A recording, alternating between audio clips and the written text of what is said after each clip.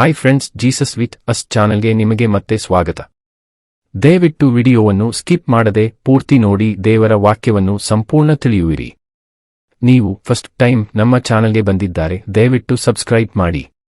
ವಿಡಿಯೋವನ್ನು ಲೈಕ್ ಮಾಡಿ, ವಿಡಿಯೋವನ್ನು ನಿಮ್ಮ ಸ್ನೇಹಿತರಿಗೆ ಶೇರ್ ಮಾಡಿ. ನಿಮ್ಮಿಂದ ನಮಗೆ ಹೊಸ ವಿಡಿಯೋ ಮಾಡಲು ಸ್ಫೂರ್ತಿ ಸಿಗುತ್ತದೆ.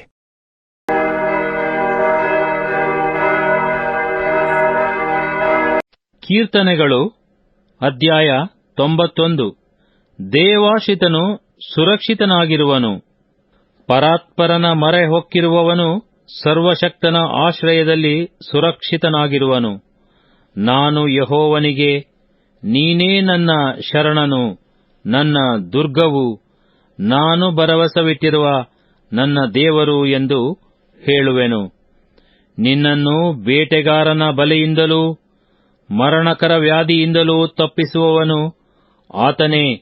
ಆತನು ನಿನ್ನನ್ನು ತನ್ನ ರೆಕ್ಕೆಗಳಿಂದ ಒದಗಿಸುವನು. ಆತನ ಪಕ್ಕಗಳ ಮರೆಯನ್ನು ಆಶ್ರಯಿಸಿಕೊಳ್ಳುವಿ. ಆತನ ಸತ್ಯತೆಯೇ ನಿನಗೆ ಖೇಡ್ಯವೂ ಗುರಾಣಿಯೂ ಆಗಿದೆ. ಇರುಳಲ್ಲಿ ಭಯ ಹುಟ್ಟಿಸುವ ಯಾವುದಕ್ಕೂ, ಹಗಲಲ್ಲಿ ಹಾರಿ ಬರುವ ಬಾಣಕ್ಕೂ, ಕತ್ತಲೆಯಲ್ಲಿ ಸಂಚರಿಸುವ ವಿಪತ್ತಿಗೂ, ಹಾನಿಕರವಾದ ಮಧ್ಯಾಹ್ನದ ಕೇಡಿಗೂ ಅಂಜ ಕಾರಣವಿಲ್ಲ.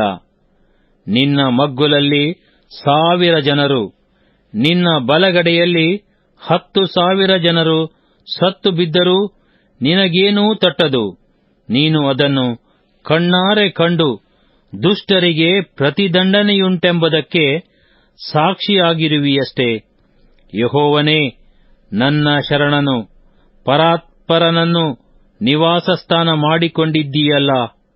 ಯಾವ ಕೇಡೂ ನಿನಗೆ ಸಂಭವಿಸದು, ಉಪದ್ರವವು ನಿನ್ನ ಗುಡಾರದ ಸಮೀಪಕ್ಕೂ ಬಾರದು. ನೀನು ಹೋಗುವಲ್ಲೆಲ್ಲ ನಿನ್ನನ್ನು ಕಾಯುವುದಕ್ಕೆ ಆತನು ನಿನ್ನ ವಿಷಯವಾಗಿ ತನ್ನ ದೂತರಿಗೆ ಅಪ್ಪಣೆ ಕೊಡುವನು. ನಿನ್ನ ಕಾಲು ಕಲ್ಲಿಗೆ ತಗಲದಂತೆ ಅವರು ನಿನ್ನನ್ನು ಕೈಗಳಲ್ಲಿ ಎತ್ತಿಕೊಳ್ಳುವರು. ಸಿಂಹಸರ್ಪಗಳ ಮೇಲೆ ನಡೆಯುವಿ. ಪ್ರಾಯದ ಸಿಂಹವನ್ನೂ ಘಟಸರ್ಪವನ್ನೂ ತುಳಿದು ಬಿಡುವಿ.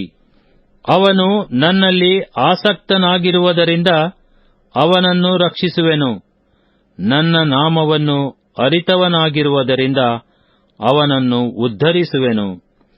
ಅವನು ನನಗೆ ಮೊರೆಯಿಡುವಾಗ ಸದುತ್ತರವನ್ನು ದಯಪಾಲಿಸುವೆನು. ಇಕ್ಕಟ್ಟಿನಲ್ಲಿ ಹತ್ತಿರವಿದ್ದು ಅವನನ್ನು ತಪ್ಪಿಸಿ ಘನಪಡಿಸುವೆನು. ದೀರ್ಘಾಯುಷ್ಯವನ್ನು ಅನುಗ್ರಹಿಸಿ ಅವನನ್ನು ತೃಪ್ತಿಪಡಿಸುವೆನು. ನನ್ನ ವಿಶೇಷವಾದ ರಕ್ಷಣೆಯನ್ನು ತೋರಿಸುವೆನು. ಕೀರ್ತನೆಗಳು ಅಧ್ಯಾಯ 92. ದೇವರ ನೀತಿ ಸಾಧನೆಗಳನ್ನು ಹೊಗಳುವುದು. ಕೀರ್ತನೆ. ಸಬ್ಬತ್ ದಿನದ ಗೀತ. ಯೆಹೋವನೇ, ನಿನ್ನನ್ನು ಕೊಂಡಾಡುವುದು, ಪರಾತ್ಪರನೇ, ನಿನ್ನ ನಾಮವನ್ನು ಸಂಕೀರ್ತಿಸುವುದು ಯುಕ್ತವಾಗಿದೆ.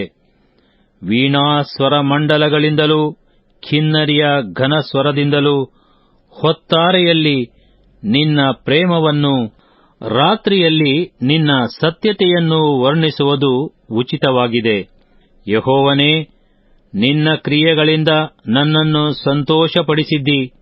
ನಿನ್ನ ಕೆಲಸಗಳ ದೆಸೆಯಿಂದ ಉತ್ಸಾಹಧ್ವನಿ ಮಾಡುತ್ತೇನೆ.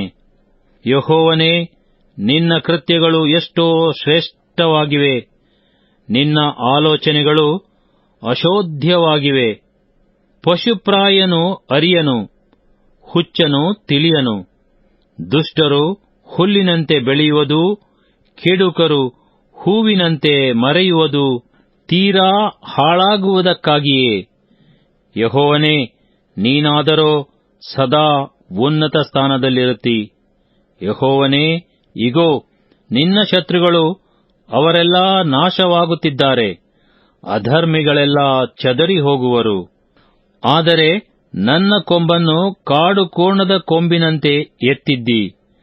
ಚೈತನ್ಯ ತೈಲದಿಂದ ನನ್ನನ್ನು ಅಭಿಷೇಕಿಸಿದ್ದಿ. ನನ್ನ ಶತ್ರುಗಳಿಗುಂಟಾದ ದುರ್ಗತಿಯನ್ನು ಕಣ್ಣಾರೆ ಕಂಡಿದ್ದೇನೆ. ನನಗೆ ವಿರೋಧವಾಗಿ ಎದ್ದವರ ವಿಪತ್ತನ್ನು ಕಿವಿಯಾರೆ ಕೇಳಿದ್ದೇನೆ. ನೀತಿವಂತರು ಖರ್ಜೂರದ ಮರದಂತೆ ಬೆಳೆಯುವರು, ಲೆಬನೋನಿನ ದೇವದಾರು ವೃಕ್ಷದ ಹಾಗೆ ವೃದ್ಧಿಯಾಗುವರು. ಯೆಹೋವನ ಆಲಯದಲ್ಲಿ ಸಸಿಗಳಂತೆ ನೆಡಲ್ಪಟ್ಟವರು ನಮ್ಮ ದೇವರ ಅಂಗಳದಲ್ಲಿ ಚೆನ್ನಾಗಿ ಬೆಳೆಯುವರು. ಮುಪ್ಪಿನಲ್ಲಿಯೂ ಫಲಿಸುವರು, ಪುಷ್ಟಿಯಾಗಿದ್ದು ಶೋಭಿಸುವರು. ಹೀಗೆ ಅವರು ಯೆಹೋವನ ಸತ್ಯಸಂಧತೆಗೆ ದೃಷ್ಟಾಂತರಾಗಿರುವರು. ಆತನೇ ನನ್ನ ಬಂಡೆಯು, ಆತನು ನಿರ್ವಂಚಕನು.